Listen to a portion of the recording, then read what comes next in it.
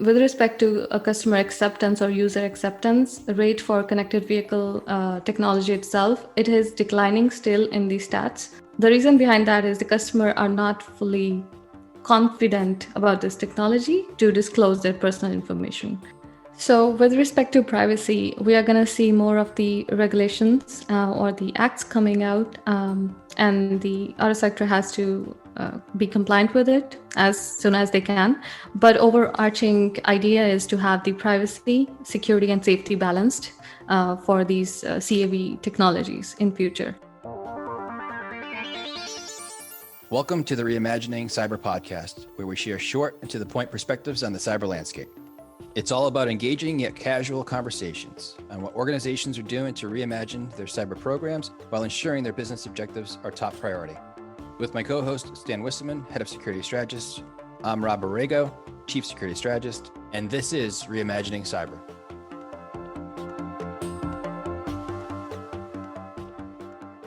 So Stan, who do we have joining us for this episode? Rob, our guest today is Dr. Ikjot Saini, Assistant Professor at the University of Windsor.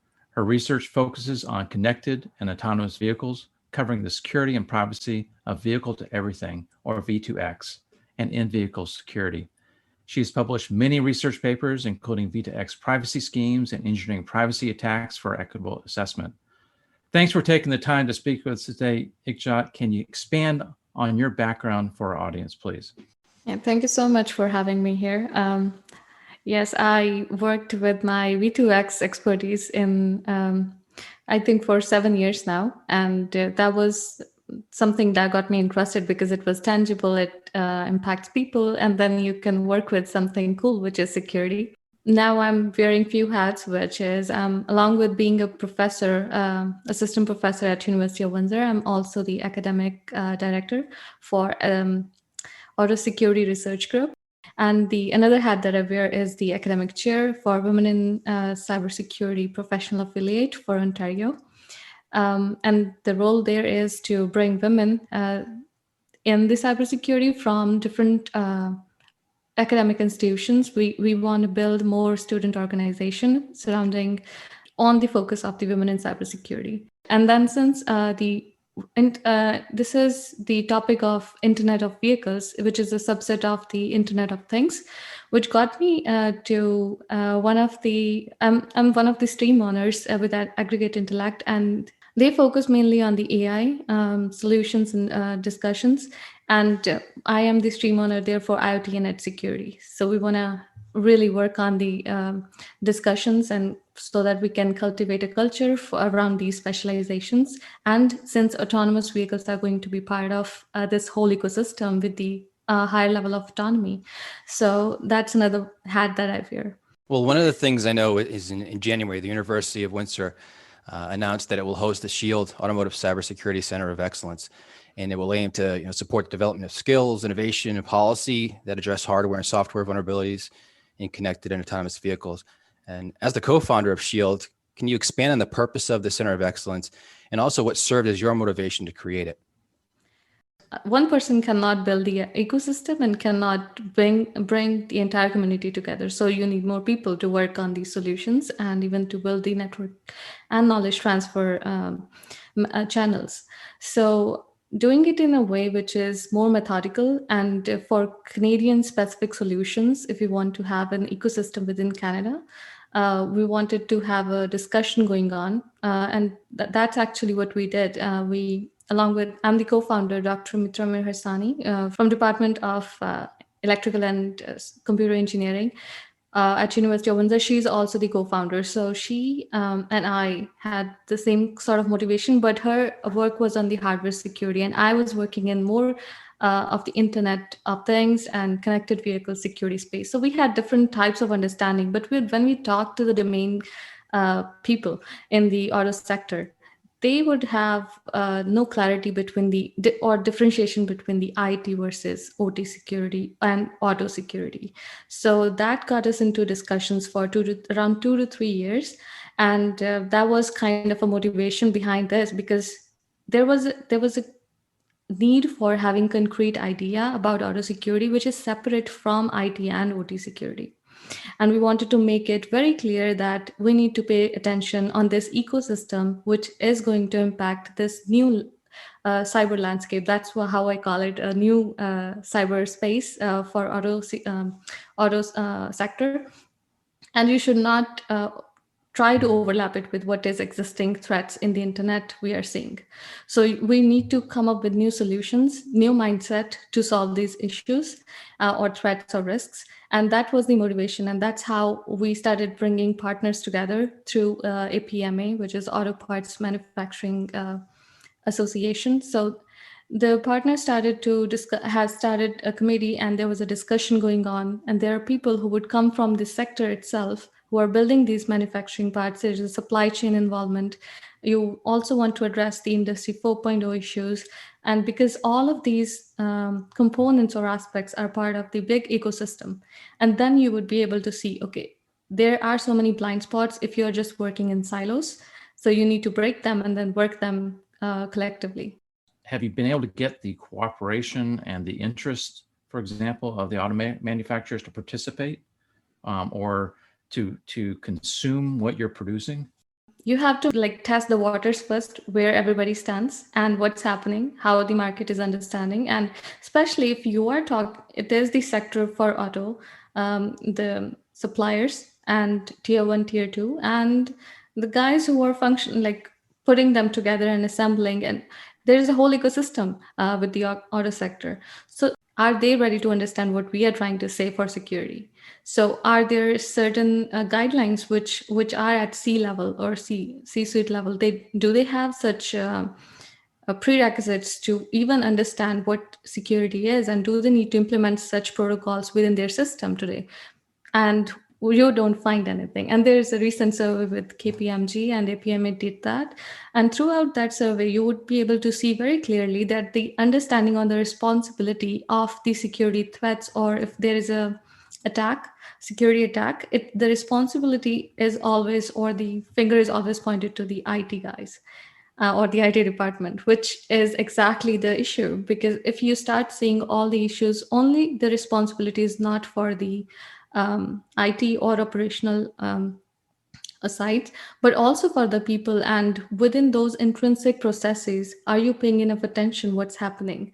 And are you having safeguards around all of those as well?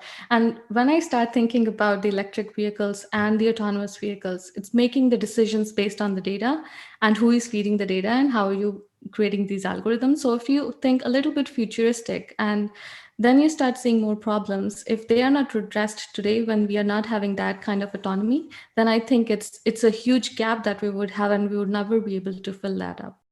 You mentioned the tier 1 and tier 2 suppliers, right? And let's face it, supply chain risk has been heightened by SolarWinds in general, right? But if you think about just the dependency that these auto manufacturers have on all these different components that make up a vehicle, and the potential risks that some of those components could introduce into these vehicles, and this now an information security platform. And then you talk about the long lead time to actually get these vehicles to market, and the potential embedded risks that could be in those vehicles as they are in design. How do you mitigate effectively that supply chain risk, as well as be able to pivot if you discover something late in that life cycle of ultimately the vehicle deployment? Yeah, you just mentioned what I always worry about as well, the life cycle issue. And also the lifetime of a vehicle is longer than other devices that we use. And they don't have the safety critical issues to deal with, like the laptop or the other devices we use. I think the supply chain overall, I think you hit many points that I need to cover. Few of those, I think, if I have to think and tell in one way, that the international harmonization of the regulations must happen. And finally, we started to see some of those happening with WP.29 regulations that started happening. And since you mentioned the electronic components, I would say the specific compliance is required for those components. And that is also coming up as the standards with ISO 21434. And when we see these coming out now, I just want to take an analogy with since we're talking about auto sector, it's about safety. If you want to make a good vehicle, you also need to have the safety compliance. And that's how your grading increase or decrease, right? Based on how safe your vehicle is. It's going to be same thing because security is going to be your next safety or new kind of safety. So there is going to be a lot of compliance required, but for those compliance, you now need more than ever more regulations. And now it depends on it. Is it going to be more self-regulated, or is it going to be what kind of industry it's going to be like? I'm not sure. We are not in the place to answer that, but we are still seeing a lot of international harmonization efforts happening around the world. And I think right now we are having 60 countries or 60 plus countries for WP29. And it's still in the European side and not in North America. And as soon as we will see the rolling out and most of the countries start having compliance with those regulations, we will see a chain of trust, because with the solar winds that you mentioned, I think that chain of trust was broken. And you just need to build it from the scratch when you're building this entire sector or new landscape. I always think in terms of internet and internet threats because that was my background, network security.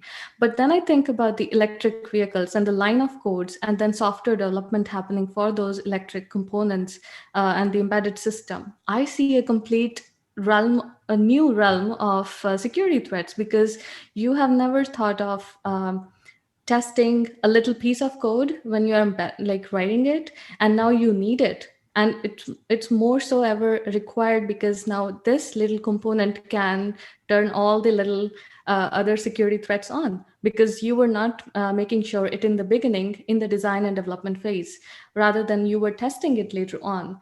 And that gap or the evaluation time or the development time will be having a lot of effect.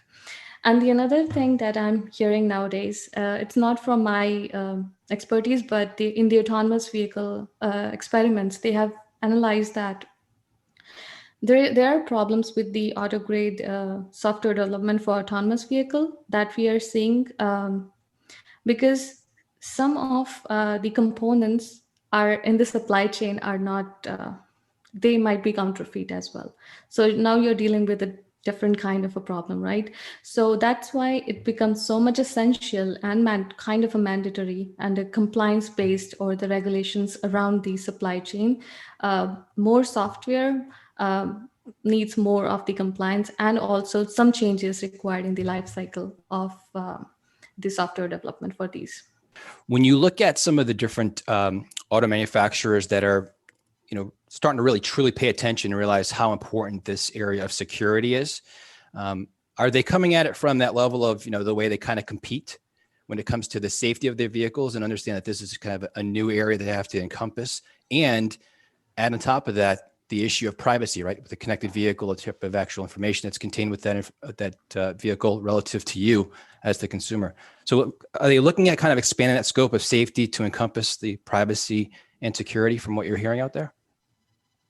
I would say one thing. If they won't consider privacy today, they will lose their customer base, because with respect to a customer acceptance or user acceptance rate for connected vehicle technology itself, it is declining still in the stats. The reason behind that is the customer are not fully confident about this technology to disclose their personal information. So with respect to privacy, we are going to see more of the regulations or the acts coming out, and the auto sector has to be compliant with it as soon as they can. But overarching idea is to have the privacy, security, and safety balanced for these CAV technologies in future. So right now, the focus is more on security, try to handle and de-risk as much as you can in this entire ecosystem. And the first thing to do for that is to first of all identify all sorts of potential threats. The legacy systems are going to make it worse because we are seeing more of the new ventures coming out, and they are working on the new concepts. And I think most of the time it's Tesla, which is used as a key example for electric vehicles or new kind of a futuristic vehicles. There are so many more. But what I see the key difference is if you want to build something new, and you would not have some of the problems which we have had in the legacy systems. And why I'm picking on this, because that's what happens in the technology itself. When you are trying to patch, you keep adding band-aids individually. But when you come up with a completely new idea, you can start working with a completely new methodology. And you don't have to now put the bandages. You already had the bubble wrap around it, so you can work carefully. And I think that actually resonates with some of the things that we have in the context of building and resilience. You need to be able to anticipate and withstand attacks. And part of that is you have to build it in and into the design. You have to be thinking of that threat space, the threat modeling has to be considered as you're building into the system. Now, let's think about this, some of the realities we're already seeing as far as the vulnerabilities being exploited. We have the classic example that Wired did with the security researchers, and they showed how the Jeep Cherokee can be taken over. We have more recent examples. I'm worried specifically about these mobile keys, keyless entry with the mobile phones, right? And those apps. And I was like, knowing how insecure mobile applications are, I'm really not really comfortable with having the ability to open up anybody's car with application. And then you have these info systems, right, that are, enabling Apple and Android apps to run on them, and introducing potentially malware. We're already having challenges with those apps, much less thinking about it on this, connected vehicle or autonomous vehicle, right? Granted, building security in from design is the way to start. But even in those situations, you'll run into situations where you have vulnerabilities yet to deal with. What do you think is the right way of handling that? So one thing I just want to mention, security by design and privacy by designs are really good to deploy right now at this point for the upcoming or emerging technologies, so that we don't face the issues or the challenges that we have seen previously in past 2 decades, let's say. And I agree, yes. And then again, the problem that you mentioned, okay, we build the secure by design and privacy by design principles for the new ones, but then you want to incorporate, because it's V2X, all the vehicles are going to connect with the nearby infrastructure, nearby homes, nearby, I don't know, everything. It is actually everything. Retail outlets, everything, right? Yeah. So and the simple form of this intervehicular communication issue is, it is the internet.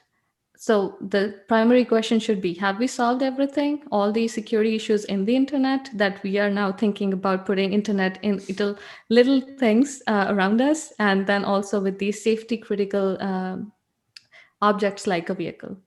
That means we are going to sit in it, and then we want it secure because we want to be safe. And that makes it a little bit scary too.